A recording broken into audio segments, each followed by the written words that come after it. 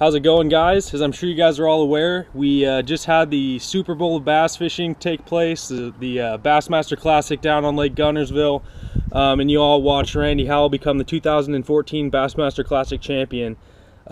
This week's video, I wanted to go over a certain special topic that is overlooked by a lot of people. You all watched Randy Howell win on a DT6. You know, supposedly he was mixing in some Livingston lures and things like that, but I have a feeling it was DT6 for the most part, especially carrying a lot of guys, not just Randy. That's why I'm going to talk about the DT6 a little more, because it was a popular bait all the way through the classic competitors, the top 10.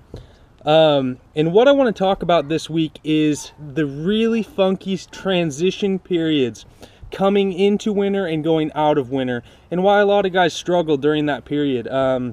I've been on the fish really good lately, and I'm catching them all on reaction baits. A lot of people think that the water's still cold, you know, we're not quite in spring yet, they can't start fishing reaction baits.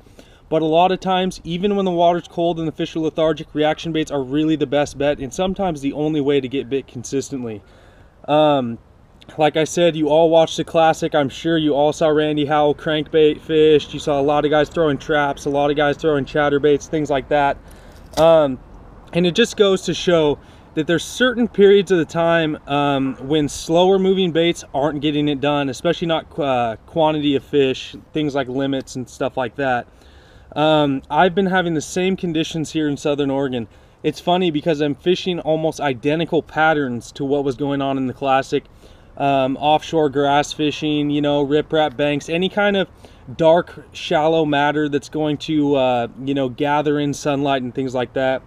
And there's a handful of baits that I've really been throwing a lot. You know, anywhere from the 3 to 10 foot range is what I've been focusing on. I'm going a little shallower now than I was a few months ago, in the 3 to 6 foot range, because the water dirtied on us and we're having a lot of shallow grass when the deep grass has finally died off. So we're going to start from shallow to deep. A bait I've been doing really good on lately is the DT3 Fat. And this is a good bait because it's super buoyant, and I'm cranking it into the grass, give it a rip if it gets caught, you know, and just fish it that way, bumping it into sumps and things like that and catching those shallow fish. The fish are on isolated cover, and I want to encourage you guys to really get intimate with your fisheries, figure out where the fish are at, and really grind reaction baits through there this time of year. It's going to pay off probably bigger than any other pattern you can get on, especially in stained and dirty water. A lot of times the fish are in a funk. They're trying to go through a transition. They're not quite ready to start staging and eating for pre-spawn, but they're just now coming out of their winter phases, especially in a lot of the northern states like I'm in. So shallow fish I'm catching on the DT, even in dirty water. This bait's really fat. It displaces a lot of water where a bait with a rattle, you know, you think you'd want to be throwing a bait with a rattle, but this one displaces enough water, it's still getting bit really good. You know, you saw a lot of guys in the Classic throwing a red-eye shad. This is a red-eye shad, as you can see right here. I placed the treble hooks on it. And this bait's really good because on the fall, you can watch demonstrational videos with Kevin Van Dam, things like that. It's one of the best traps to yo-yo because on the fall, the low ballast point in this bait makes it shimmy down. And it's not something like a LV500 that falls very fast and it's a very reaction bite. This is a little bit more subtle. You can fish it a little bit slower and more effective in grass, in my opinion, especially shallow grass in the 4 to 10 foot zone. So the red-eye shad is a great early spring bait to choose. Any type of red craw, as you guys saw in the Classic, is a good springtime color, especially in stained and dirty water. Obviously the DT6 was what the Classic was won on, so I just have it out here just as an honorable mention. Good late winter spring transition bait to go cover some water. And essentially what you want to do is you want to find where the fish are, find where they're positioned. It's not just all chuck and wind burn type fishing right now. I'm really getting dialed in on where the fish are at, gravel deposits, stumps, any kind of shallow structure that the fish are gravitating towards this time of year, you know, either to sun, very early staging, things like that, fishing a lot of grass flats. But the main bait I've been doing my damage on is the Jackal DD Cherry. And this bait's really unique because it's got a fairly long bill. It goes 8 or 9, maybe 10 feet deep, depending on your line choice. But this bait's really unique because it very slowly floats. Those of you guys who are familiar with the DD Cherry, it's pretty similar to a Lucky Craft Moonsault. These baits have a lot of rattles inside them, and they're very similar to, say, something like a rattle trap type rattle. So you can see multiple rattles inside there, and it's not your typical one knocker or you know, standard crankbait type rattle. So that's unique for staying in dirty water. What I'm doing is cranking it down into the grass, and then it's a very slow floating bait. It almost suspends. These hooks are a little bit stouter than what comes on the bait, so it's even a slower float than what you're going to get standard, which is really good. I'm cranking that bait down into the grass, just stopping it, letting it float up. I don't really want to rip it out of the grass this time of year because, like I said, the fish are still a little bit lethargic and not really moving to their full potential. The Jackal DD Cherry has been killing them for me lately. And then I'm still throwing a rip bait. It's not quite the wintertime reaction rip bait style fishing. I'm fishing a little bit faster.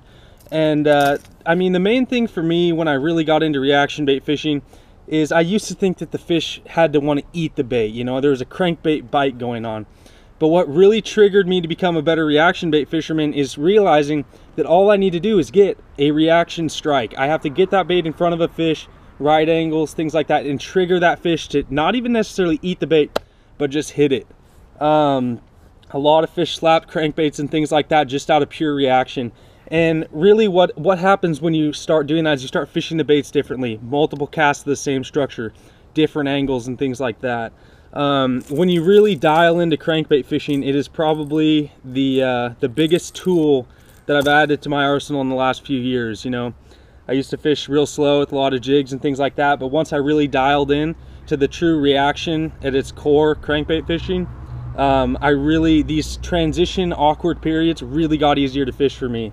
I was out on the lake just this last Saturday, and there's a ton of boats on the water, you know, and I talked to numerous people out there, and a lot of people were throwing rip baits and things like that, catching real cookie cutter limits, 10 to 12 pounds, but the crankbait was getting big bites. I was fishing isolated cover, like I said, really early stage in areas. Right as soon as deep water access meets a little bit of shallow water, fish are sitting there on any kind of gravel deposits, stumps, things like that. So essentially the moral of this video is just start throwing reaction baits in the really toughest periods, especially the transition periods when the fish are still kind of in a little bit of a funk. Get them to react, learn the intimacies of a crankbait, fishing fast. Don't think hunger, think reaction, and you know, dial in on the fish, and I'm sure it'll help you guys, especially in these transition periods. You saw the Bassmaster Classic get one on it, and you've seen Kevin Van Dam and other legendary reaction bait fishermen find incredible success the last few years on tour throwing reaction baits. I feel like a lot of like club tournament level guys are overlooking reaction baits completely when they're really a valuable tool to utilize. So I hope you guys learned something from this video. Try to dial in on the really early pre-spawn finite zones, dial in on the spot within the spot, learn to crank it, and I'm sure you guys will be catching some more fish. So thanks for viewing, and stay tuned for next week.